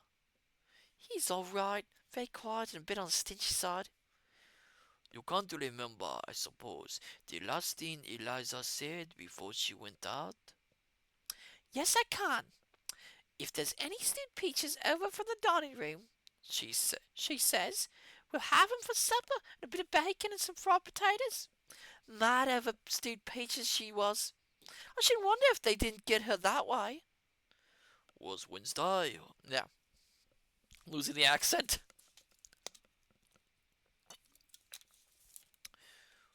Was Wednesday her, Yeah. was Wednesday her regular day out? Yes, she had Wednesdays and I had Thursdays. Poirot asked a few more questions, then declared himself satisfied. Annie departed, and Mrs. Todd hurried in, her face alight with curiosity. She had, I felt certain, bitterly resented her exclusion from the room during our conversation with Annie. Poirot, however, was careful to soothe her feelings tactfully.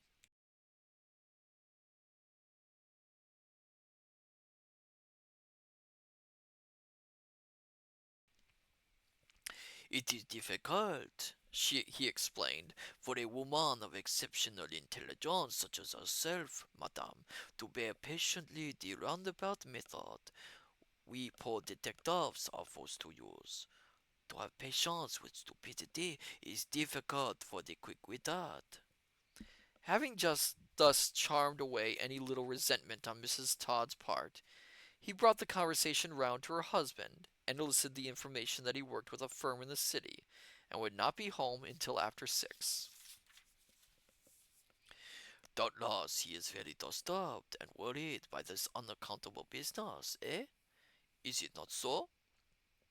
He's never worried, declared Mrs. Todd. Well, get another, my dear. That's all he says. He's so calm that it drives me to distraction sometimes. An ungrateful woman, he said. We are all well rid of her. What about the other inmates of the house, madame? You mean Mr. Simpson, our paying guest? Well, as long as he gets his breakfast and his evening meal all right, he doesn't worry. What is his profession, madame? He works in a bank.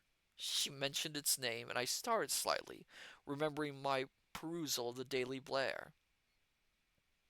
A young man. 28, I believe. Nice, quiet young fellow. I should like to have a few words with him, and also with your husband, if I may. I will return for that purpose this evening. I venture to suggest that you should repose yourself a little, madame. You look fatigued. I should just think I am. First worrying about Eliza, and then I was at the sales practically all yesterday. I know what that is, Poirot. And what with one thing and another, and a lot to do in the house, because of course Annie can't do it all. Very likely she'll give notice anyway, being unsettled in this way. What with it all, I'm tired out. Poirot murmured sympathetically, and we took our leave. It's a curious coincidence, I said, but that absconding clerk, Davis, was from the same bank as Simpson. Can there be any connection, do you think? Poirot smiled. At the one end, a defaulting clerk, at the other, a vanishing cook. It is hard to see any relation between the two, unless, possibly, Davis visited Simpson, fell in love with the cook, and persuaded her to accompany him on his flight. I laughed, but Poirot remained grave. He might have done worse, he said reprovingly. Remember, Hastings, if you are going into exile, a good cook may be more comfort than a pretty face. He paused for a moment, then went on. It is a curious case, full of contradictory features. I am interested. Yes, I am distinctly interested. Part 2.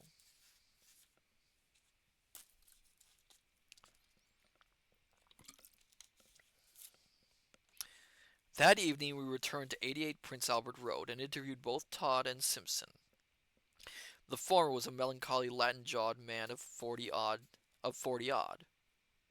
Oh, yes, he said vaguely. Eliza, yes, a good cook, I believe, and economical. I make a strong point of economy. Can you imagine any reason for her leaving you so suddenly? Oh, well, said Mr. Todd vaguely. Servants, you know. My wife worries too much. Worn out from all the always worrying. The whole problem's quite simple, really. Get another, my dear, I say. Get another. That's all there is to it. No good crying over spilt milk. Mr. Simpson was equally unhelpful. He was a quiet, inconspicuous young man with spectacles. I must have seen her, I suppose, he said. Elderly woman, wasn't she?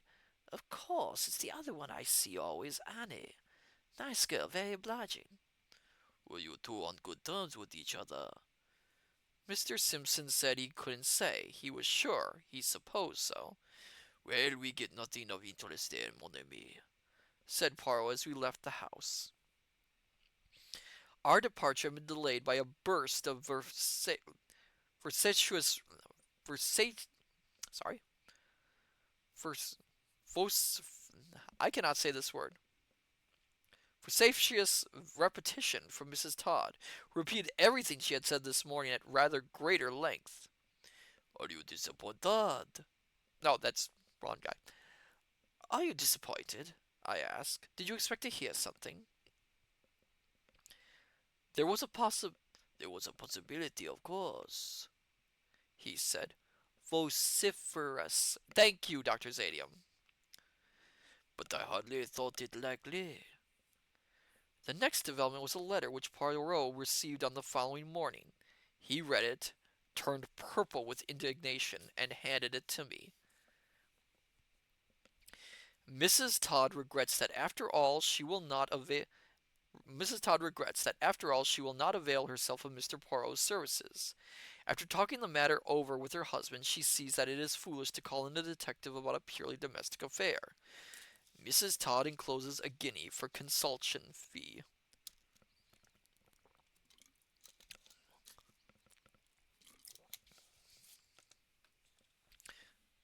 Part 3. "Aha!" cried Poirot angrily. "And they think to get rid of Poirot like that! As a favor, a great favor, I consent to investigate their miserable little two-penny halfpenny affair, and they dismiss me! Come cá! Here I mistake not is the hand of Mr. Todd, but I say no! 36 times no! Ow. I will spend my own guineas, 3,600 of them if need be, but I will get to the bottom of this matter." "Yes," I said. "But how?" Poirot calmed down a little. "Therefore," He said, we will advertise in the paper. Let me see. Yes, something like this. If Eliza Dunn will communicate with this address, she will hear of something to her advantage. Put it in all the papers you can think of, Hastings. Then I will make some little inquiries of my own. Go, go. All must be done as quickly as possible." I did not see him again until the evening, when he consented to tell me what he had been doing.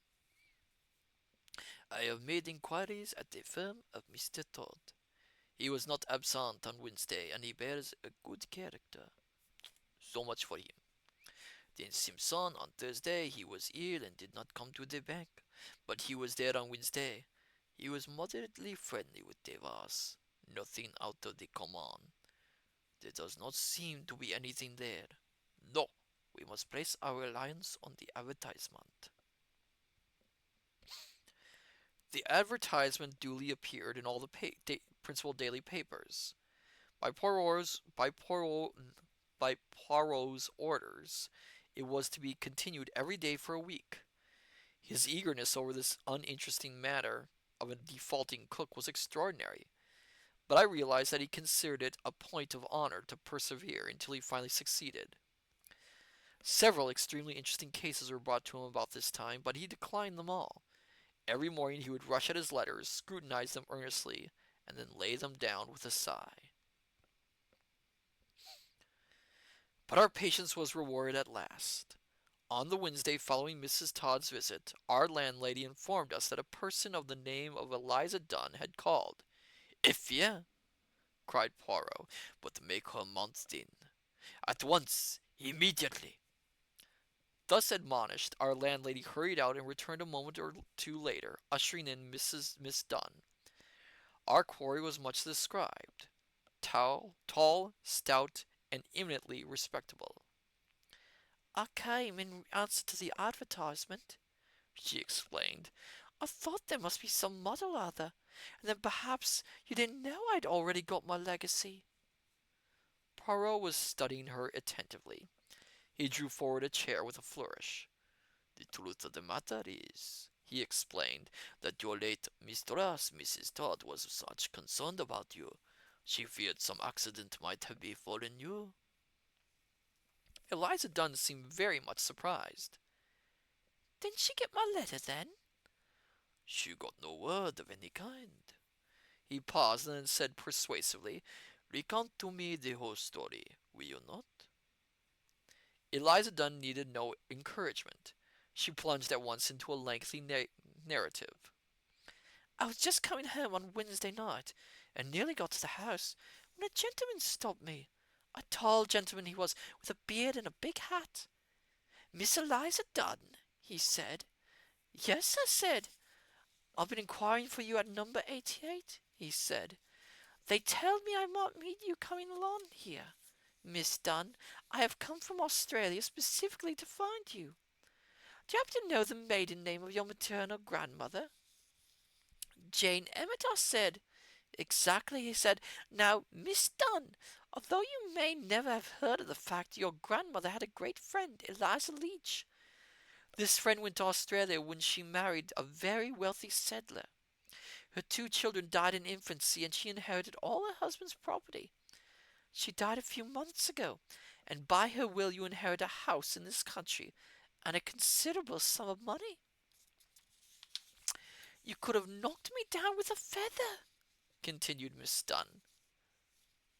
For a minute I was suspicious, and he must have seen it, for he smiled. Quite right to be on your guard, Miss Dunn, he said. Here are my credentials. He handed me a letter from some lawyers in Melbourne, Hurst and Crotchet, and a card. He was Mr. Crotchet. There are one or two conditions, he said. Our client was a little eccentric, no. The request is conditional on your taking possession of the house. It is in Cumberland, before 12 o'clock tomorrow. The other condition is of no importance. It is merely a stipulation that you should not be in domestic service. My face fell. Oh, Mr. Crotchet, I said, I'm a cook. Didn't they tell you at the house? Dear, dear, he said, I had no idea of such a thing. I thought you might possibly be a companion or governess there. This is very unfortunate indeed.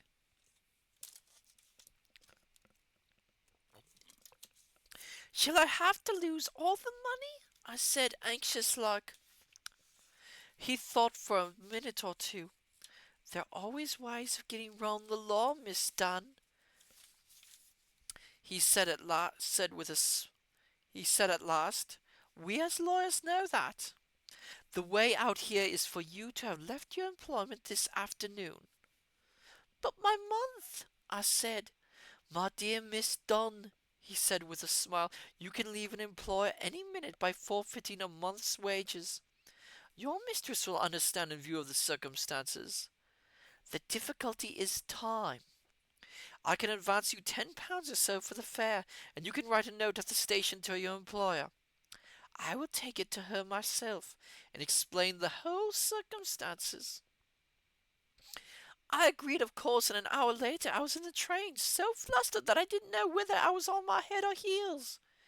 Indeed, by the time I got to Carlisle, I was half inclined to think the whole thing was one of those confidence tricks you read about. But I went to the address he had given me, solicitors they were, and it was all right. A nice little house and an income of £300 a year. These lawyers knew very little. They just got a letter from a gentleman in London instructing them to hand over the house to me, and £150 for 6 months. Mr. Crotchet sent up my things to me, but there was no word from mistress. I suppose she was angry and grudged me my bit of luck. She kept back my box too, and sent my clothes in paper parcels. But there, of course, she never had my letter. Of course, if she never had my letter, she might think it a bit cool of me. Poirot had listened attentively to this long history. Now he nodded his head as though completely satisfied. Thank you, mademoiselle. There had been, as you say, a little matter. Permit me to recompensate you for your trouble. He handed her an envelope. You return to Cumberland immediately. A little word in your ear. Do not forget how to cook. It is always useful to have something to fall back upon in case things go wrong. Prejudice, he murmured as our visitor departed. but perhaps not more than most of her class. His face grew grave. Come, Hastings, there is no time to be lost. Get a taxi while I write a note to Jap. Poirot was waiting on the doorstep when I returned with the taxi. Where are we going? I asked anxiously. First, to dispatch this note by special messenger. This was done, and re-entering the taxi, Poirot gave the address to the driver. 88 Prince Albert Road, Clapham. So we are going there. Mais ami, though frankly I fear we shall be too late. Our bird will have flown Hastings. Who is our bird? Poirot smiled. The inconspicuous Mr. Simpson. What? I exclaimed. Oh, come now, Hastings, do not tell me that all is not clear to you now. The cook was got out of the way. The cook was got out of the way, I realized that, I said, slightly piqued. But why? Why should Simpson wish to get her out of the house?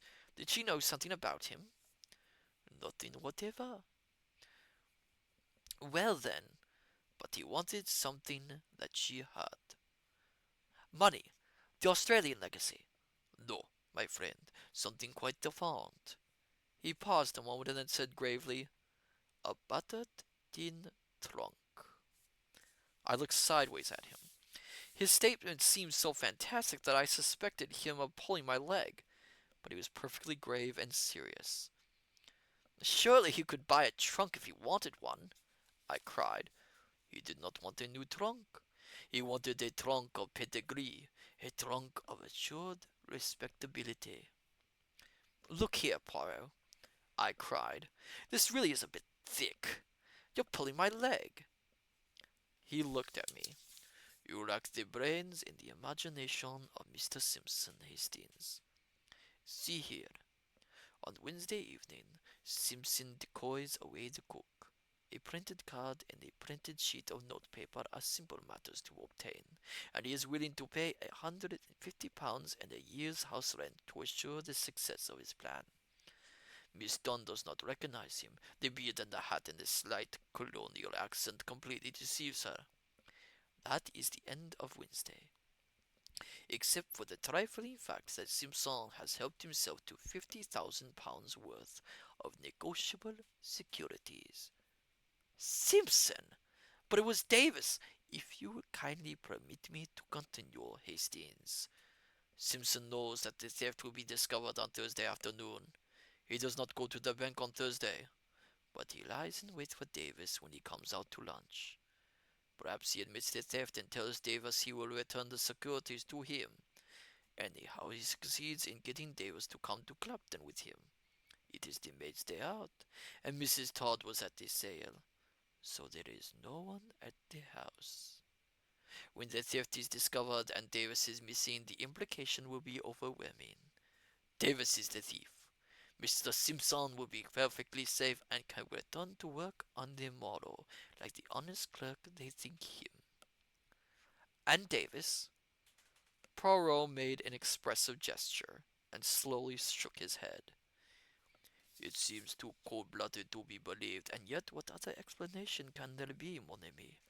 The one difficulty for a murderer is the disposal of the body, and Simpson had planned that out beforehand.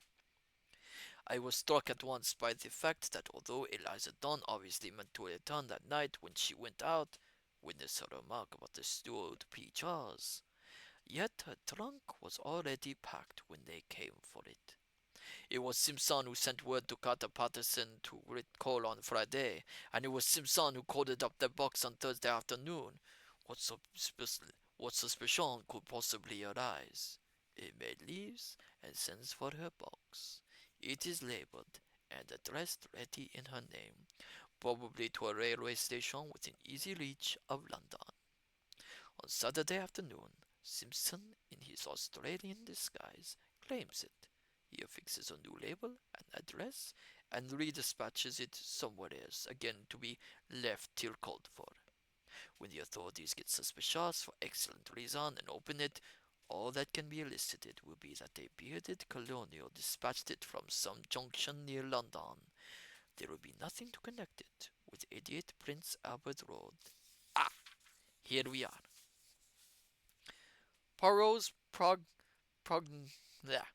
prognostications had been correct. Simpson had left days previously, but he was not not to escape the consequences of his crime. By the aid of wireless, he was discovered on the Olympia, en route to America. A tin trunk addressed to Mr. Henry Wintergreen attracted the attention of railway officials at Glasgow. It was opened and found to contain the body of the unfortunate Davis. Mrs. Todd's check for a guinea was never cashed. Instead, Poirot had it framed and hung on the wall of our sitting room. It is a little reminder, Hastings, never to despise the trivial, the undignified. A disappearing domestic at one end, a cold-blooded murder at the other. To me, one of the most interesting of my cases. And we'll stop there for the night, my dear scholars. Oh, those were quite fun mysteries. Quite enjoyed them. Um, yeah, the TV version has Poirot a little more hands-on than he is in these stories, where Poirot seemingly is more of a he does it through just simply sitting back and thinking about it. You lean to I love that story. Oh, I'm glad to hear it. I'm glad to hear it. All right then. So next week, if everything goes according to plan, remember that that is always the key. So Monday, again, we're shifting things to Monday. Monday, we are going to be returning to Phoenix Wright, attorney at Ace Attorney. We are going to be starting the Rise from the Ashes case. I'm looking forward to that. Never played it. I kind of miss playing that game, so I look forward to playing it. Thursday, I still have to figure out what story we're going to read. We're either going to start a new novel, or we'll be writing more short stories. We'll see. This Sunday, we might do a special event. I'll keep you all posted if we do, just in case. I have something in mind. And if we do, we might have a special guest here at the study. But for now, let's see who we can raid to close out the night.